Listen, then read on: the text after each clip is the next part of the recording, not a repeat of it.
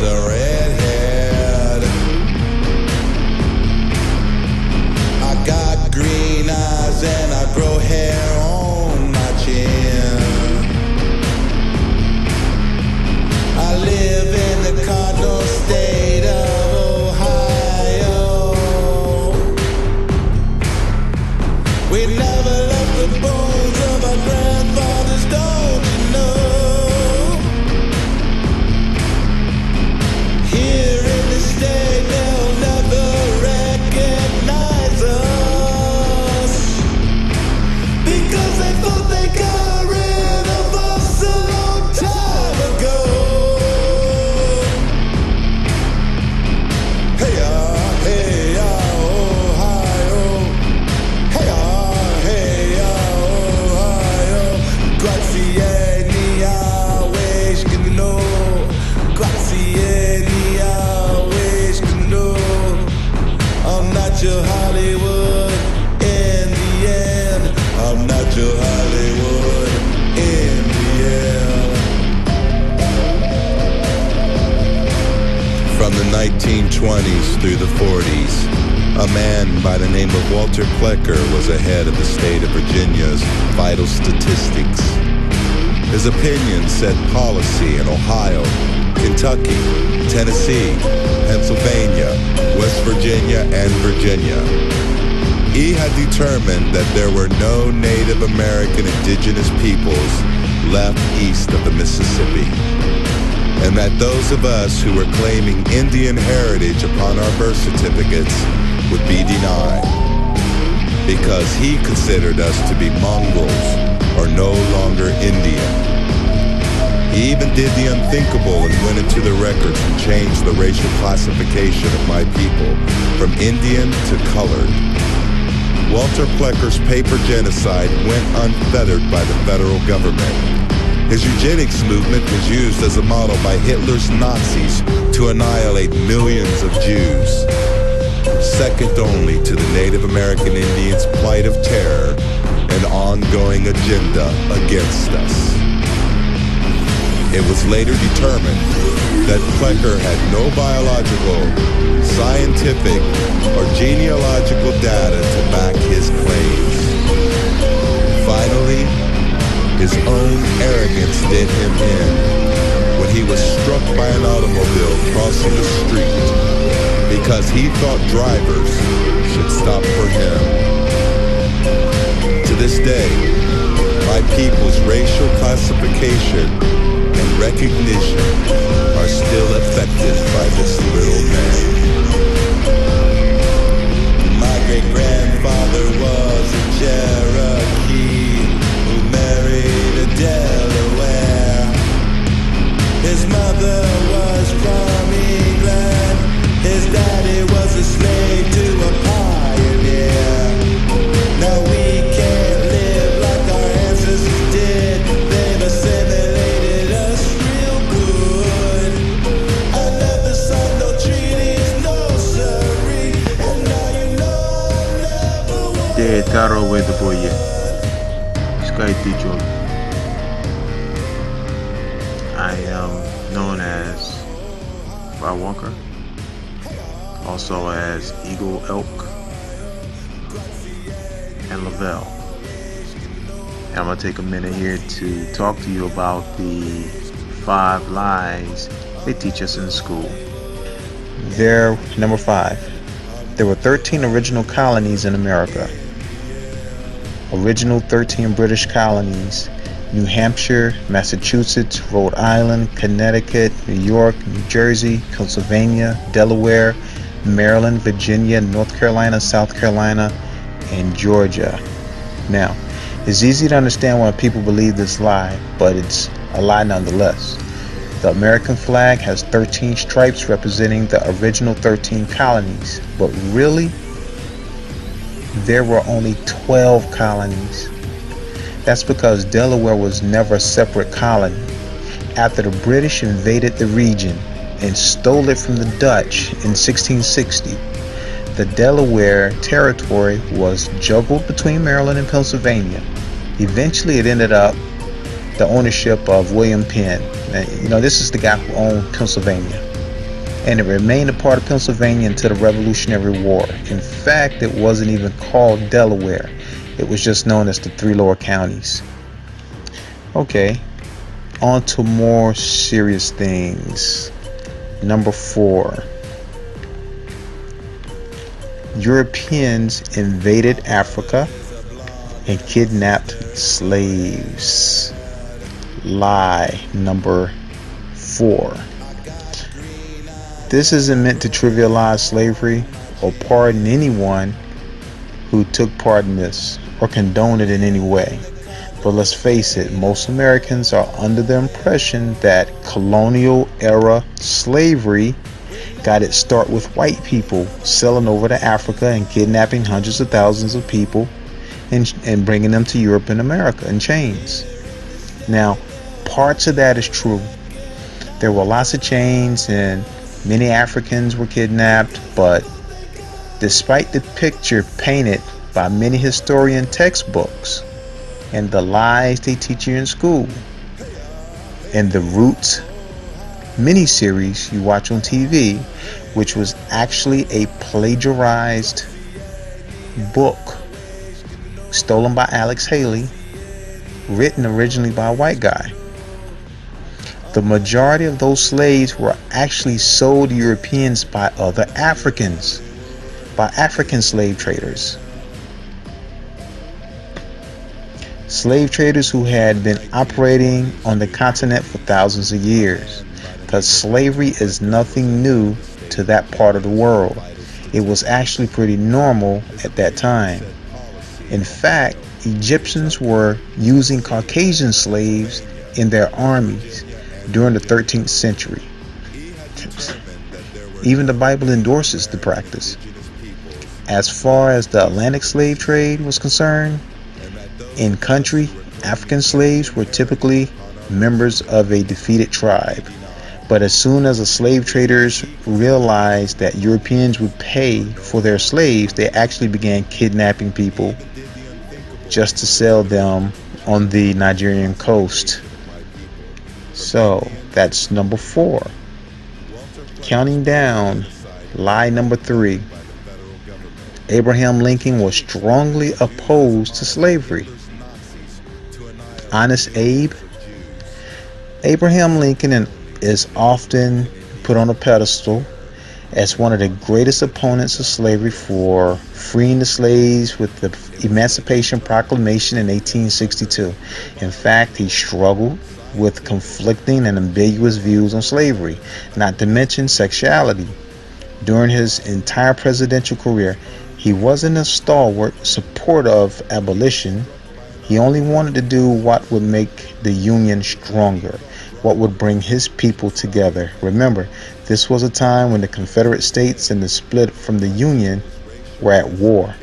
In his own words, if I could save the Union without freeing any slave, I would do it. How come they don't teach that in school? And if they mention it, they whisper it. But let me keep on. And if I could save it by freeing all the slaves, I would do that too. And if I could save it by freeing some and leaving others alone, I would also do that. What I do about slavery and the colored race, I do because I believe it helps to save the Union. Counting down, number 3. The founding fathers were all Christians. Okay, so one of the prevailing myths taught in history classes across the country is that the founding fathers of America were all Christians.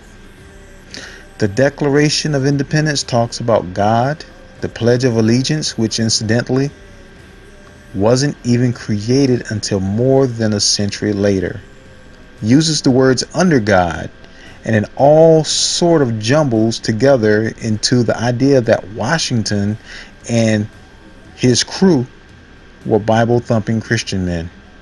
Well, they weren't. For starters, Thomas Jefferson and Benjamin Franklin were both believed to be deists who don't follow the Bible explicitly but assume there's a God. because nature is so great. George Washington most likely followed pantheism, which is the belief that nature is God, and John Adams was a Unitarian, an offshoot of Christianity that believes Jesus was a great guy, but not God's son. And Alexander Hamilton was a typical Christian, but only later in life, after his son was killed. Counting down to our last one, Thanksgiving. This is the mega lie they teach in school.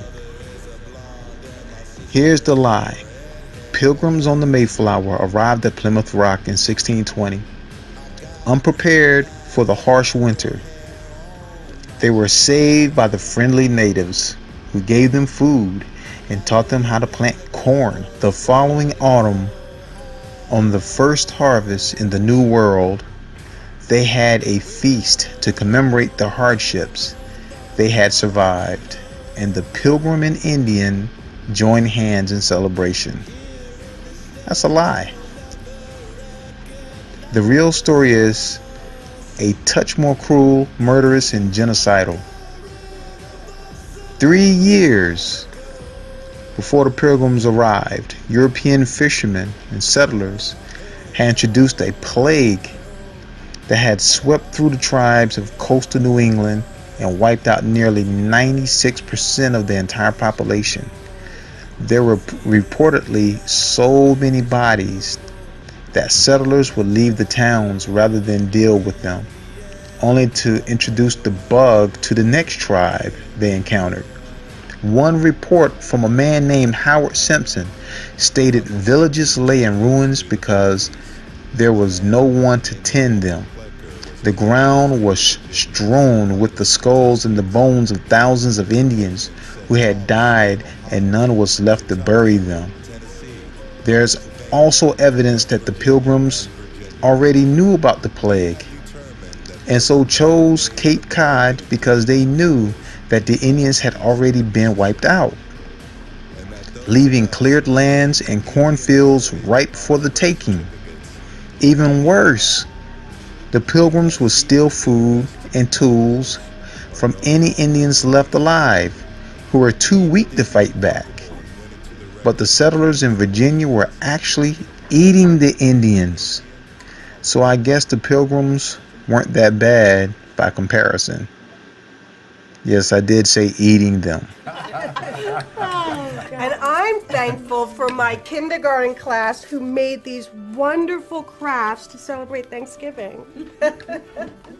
After the Native Americans helped the Pilgrims survive their first winter in America, the Puritans invited them to share the first Thanksgiving. Oh, these are adorably wrong. A 5-year-old made that. Based off of the lies that you taught them. Excuse me? Oh, it's not your fault. These are full of half-truths and historical propaganda.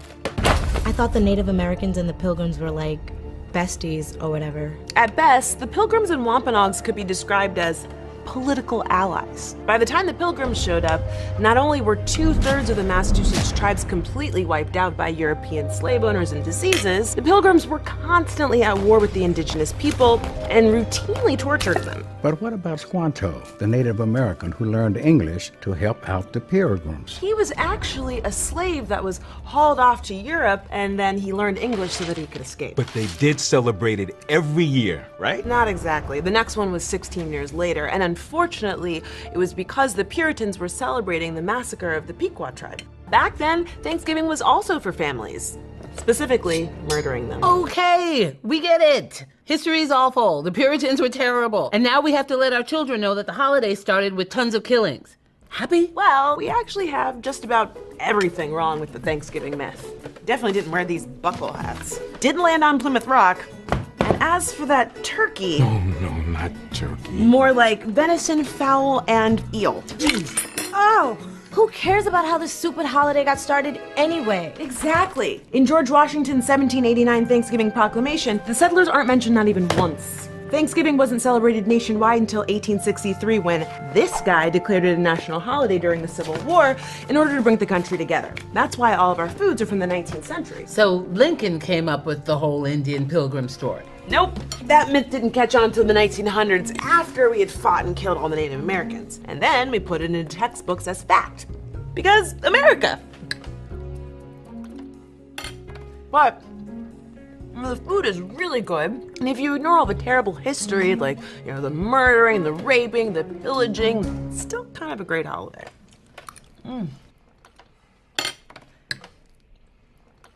So the Mayflower is a lie. Why do we eat cranberry sauce? What about stuffing? Is Black Friday really just a capitalist conspiracy to get poor people to buy things so we can't truly live out a populist revolt? Or is it? Are we really in America? Is this really America? And what about corn? I am never telling you the truth ever again.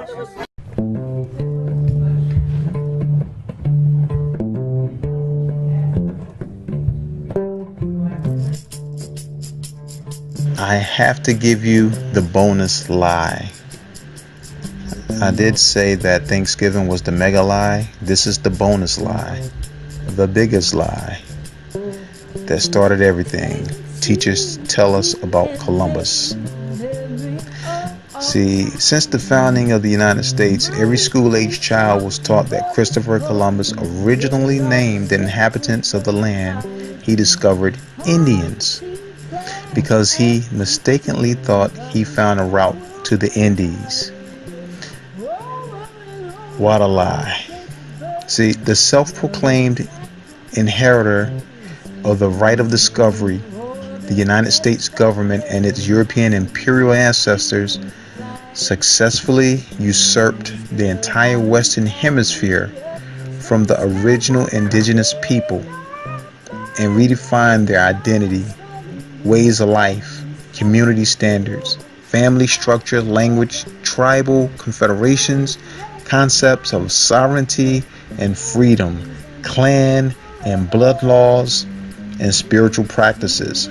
Complete genocide.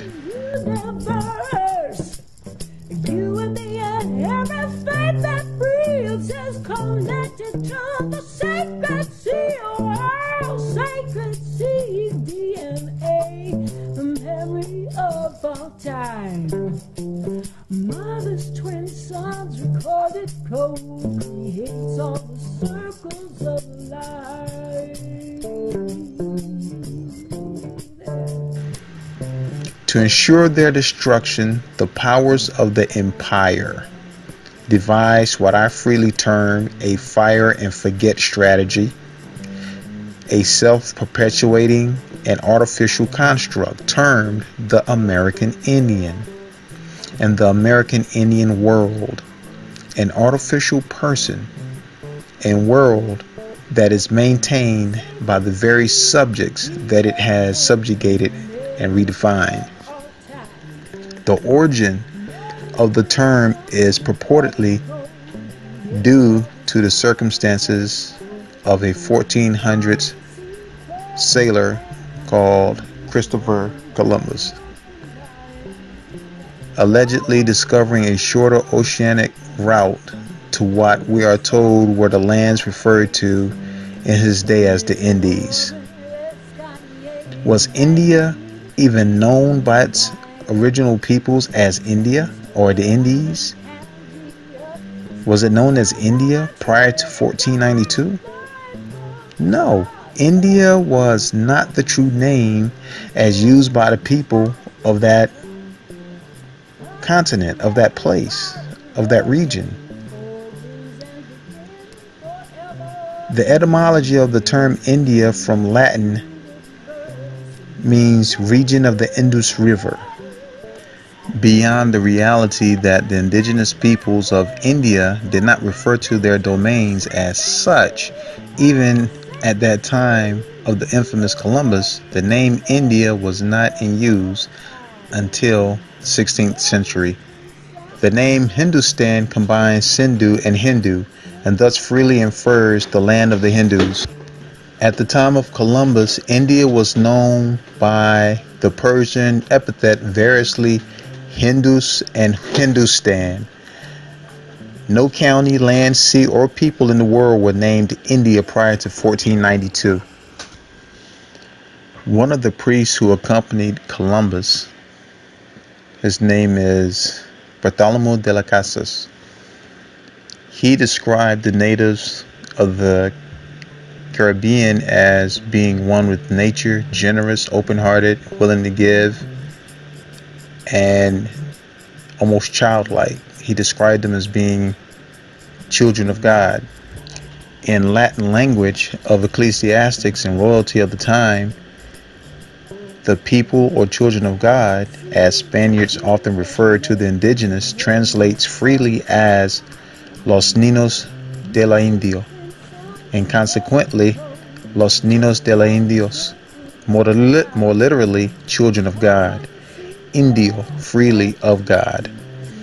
The proceeding from narratives of Bartholomew de las Casas, together with additional reports concerning his pleas to the King and Queen of Spain in behalf of the few surviving indigenous people of the Caribbean, is likely as close as one is to come to comprehending the origin of the term Indio and Indian as applied to American Indians. The inhabitants were called Los Niños de la Indio, children of God, by Columbus. So in school, when they teach Christopher Columbus sailed the ocean blue in 1492 and discovered America, the first lie with this is he never made it to America. He never made it past the Caribbean islands. His crew sailed across the rest of the Atlantic, about 500 miles over to the coast of America. Columbus never made it over there. And the natives he encountered was called Los Niños de la Indio because they were considered to be children of God, not because he thought he was in India and called the people Indians, because the place called India wasn't even called India during the time Columbus sailed the ocean blue. It was called Hindustan, or Bharat, not India.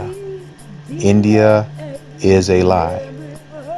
Calling us Indians because he thought he was in India is a lie. So that's your bonus. It's important that we educate our children at home and not leave them to be taught and miseducated by the school, the public schools, because all around the world, all places that are colonized, the history is rewritten in the history of those who colonized the land. If an invader invades and colonizes, the history will be rewritten, because to be an invader is also equivalent to being a terrorist. And you can't be a hero and a terrorist at the same time. So you have to rewrite the history and write yourselves in as being heroes. And the founding fathers, who everybody so lovingly quotes, are looked at as heroes and not as terrorists. But when you examine everything that Andrew Jackson did, Walter Plecker, and all of the other military generals, colonels, all of the military officers from the East Coast to the wars of the Cheyenne, Apache, and the Sioux Nation, and look at all of the slaughter, all of the hangings, all of the burnings, just everything that has been done. History had to be rewritten to make them into heroes, because everything they did was the complete opposite. And if it was told the way it really happened, are you so programmed that you wouldn't be able to see it?